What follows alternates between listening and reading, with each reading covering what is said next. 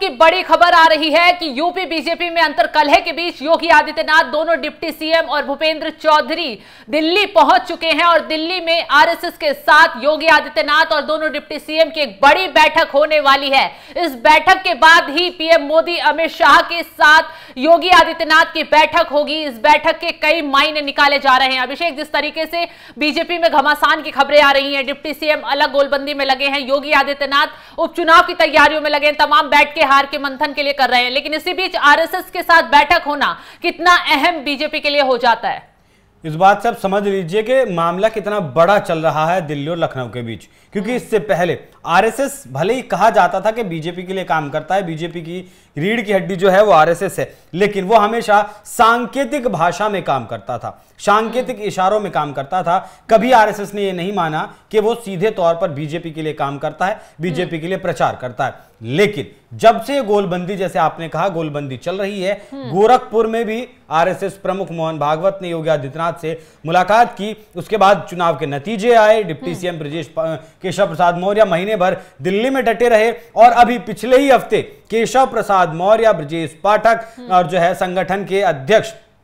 BJP के भूपेंद्र चौधरी ने JP Nadda से मुलाकात की। हालांकि अमित शाह से केशव प्रसाद मौर्य की मुलाकात नहीं हो पाई, मुलाकात होनी थी, क्यों नहीं हो पाई वो एक अलग विषय है। लेकिन नीति आयोग की बैठक है कल 27 जुलाई को, बीजेपी के सभी मुख्यमंत्री, उप मुख्यमंत्री इसमें शामिल होने वाले हैं, प्रधानमंत्री इसकी अध्यक्षता करेंगे और खबर ऐसी भी है कि प्रधानमंत्री मोदी योगी आदित्यनाथ से भी एक मुलाकात अकेले में कर सकते हैं। लेकिन अब खबर यह है कि बौद्धिक जो एक बैठक कर रहा है आरएसएस, अचानक से ऐसी खबर आना जाहिर सी बात है अपने आप में कुछ शक और शंका पैदा करता है। और इसमें संगठन और बीजेपी के नेताओं के साथ मंथन करना,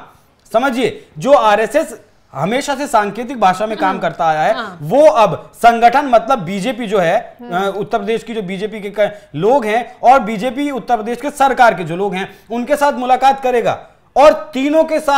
को एक साथ बिठाएगा, सामने सामने बिठाएगा। मतलब योगी आदित्यनाथ बैठक में ना सिर्फ योगी आदित्यनाथ मौजूद रहेंगे, दोनों डिप्टी सीएम भी मौजूद रहेंगे और उसमें संगठन के लोग भी मौजूद रहेंगे। यानी कि ये वही आरएसएस है अभिषेक, जिसे यूपी में जब लोकसभा चुनाव के नतीजे आए तो कहा गया कि आरएसएस की नाराजगी की वजह से बीजेपी को नुकसान उठाना पड़ा और आरएसएस के तमाम नेताओं ने खुलकर बयान दिया कि प्रदेश में या फिर आलाकमान की तरफ से कुछ ऐसे फैसले थे और जेपी नड्डा के बयान को जिम्मेदार बताया गया। जेपी नड्डा ने एक सोच आरएसएस को बता दिया था, यानी अपने आप आरएसएस से ऊपर दिखाने की कोशिश की गई और कहा गया कि यूपी में जब चुनाव प्रचार का दौर था तो उस वक्त आरएसएस ने अपने पांव पीछे खींच लिए थे। हालांकि खुलकर बयान तो आरएसएस ने चुनाव के दौरान नहीं दिया, लेकिन जिस तरीके से आरएसएस कभी आगे नहीं आया और चुनाव के तुरंत नतीजों के बाद तुरंत आरएसएस सामने आया, उसने कमियां गिनवाई कि ये कमियां रही जिसकी वजह से हार हुई है। तो अब जिस तरीके से आरएसएस आगे आ गया है और योगी की सपोर्ट बनकर खड़ा हो गया है, दोनों डिप्टी सीएम को तलब किया गया है, तो हो सकता है कि आने वाले वक्त में इस बैठक से कुछ बड़ा फैसला निकलकर सामने आ जाए। मैं वही कह रहा हूं कि अब आरएसएस खुलकर बोलने लगा है। वो सीधे तौर पर प्रधानमंत्री नरेंद्र मोदी के ऊपर अटैक करना हो या फिर अब उत्तर प्रदेश की जो कमान है वो खुद अपने हाथ में लेने की हो। इस बात से एक और संकेत मिलता है शबनम, अगर ये बैठक होती है और इसमें बातचीत होती है, ये भी साफ संकेत मिलता है कि बीजेपी का जो आला कमान है, जो दिल्ली में बैठा है, वो उत्तर प्रदेश की लड़ाई को शांत नहीं करवा पाया है। इसीलिए आरएसएस को अब इसके बीच में आना पड़ा है, क्योंकि संगठन में लंबे वक्त तक केशव प्रसाद मौर्य काम कर चुके हैं और योगी आदित्यनाथ की अगर बात करें तो योगी आदित्यनाथ को मुख्यमंत्री बनाने के पीछे आरएसएस का ही हाथ बताया जाता है। आरएसएस ही उसके लिए पूरी तरीके से जिम्मेदार है। आरएसएस के कहने पर ही योगी आदित्यनाथ को मुख्यमंत्री बनाया गया 17 में भी और 2022 में भी। तो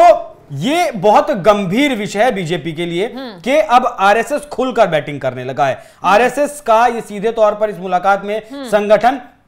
और सरकार के नेताओं के साथ, आला नेताओं के साथ ये बात करना, ये संकेत एक तरीके से सही भी संकेत है मेरे हिसाब से, क्योंकि जो काम आला कमान नहीं कर सका वो काम अगर आरएसएस कर देता है तो कहीं ना कहीं आरएसएस की जो एक छवि बीजेपी की नजरों में वो घटी थी या उसका स्तर कम हुआ था, वो भी अपने ऊपर पहुंच सकता है। और आरएसएस भी इस बात को जानता है कि जो नतीजे 2024 में आए हैं वो नतीजे अगर 2027 में आते हैं, उसके बाद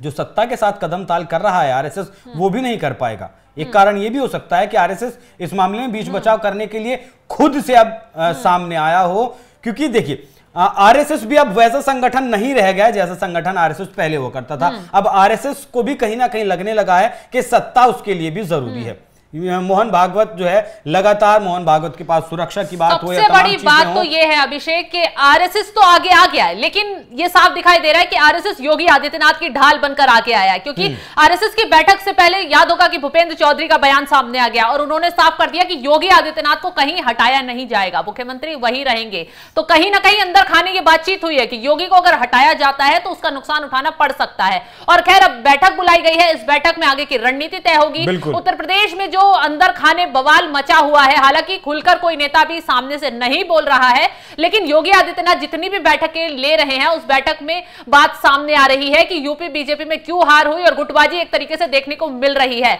तो आने वाले वक्त में अब ये बैठक के बाद साफ होगा कि उत्तर प्रदेश में आरएसएस क्या बड़ा फैसला लेता है। एक लाइन और जोड़ना चाहूंगा शबनम कि योगी आदित्यनाथ का तुरुप का इक्का भी हो सकता है योगी आदित्यनाथ की तरफ से या फिर आरएसएस की तरफ से कि अब ये आखिरी दांव चल दिया गया है, इस दांव के बाद सब कुछ मतलब तस्वीर साफ हो जाएगी कि आर है या फिर पार है। बिल्कुल, तो जिस तरीके से अब आरएसएस ने मोर्चा संभाल लिया है और मोदी के साथ योगी आदित्यनाथ की बड़ी बैठक होने वाली है, उससे सियासी पारा बीजेपी का भी बढ़ चुका है और उत्तर प्रदेश में भी हलचल लगातार बनी हुई है। तो फिलहाल जिस तरीके से अब आरएसएस योगी आदित्यनाथ के साथ बैठक करने वाला है, उस पर आपकी राय क्या है? हमें कमेंट कर जरूर अपनी राय हमें बताएं।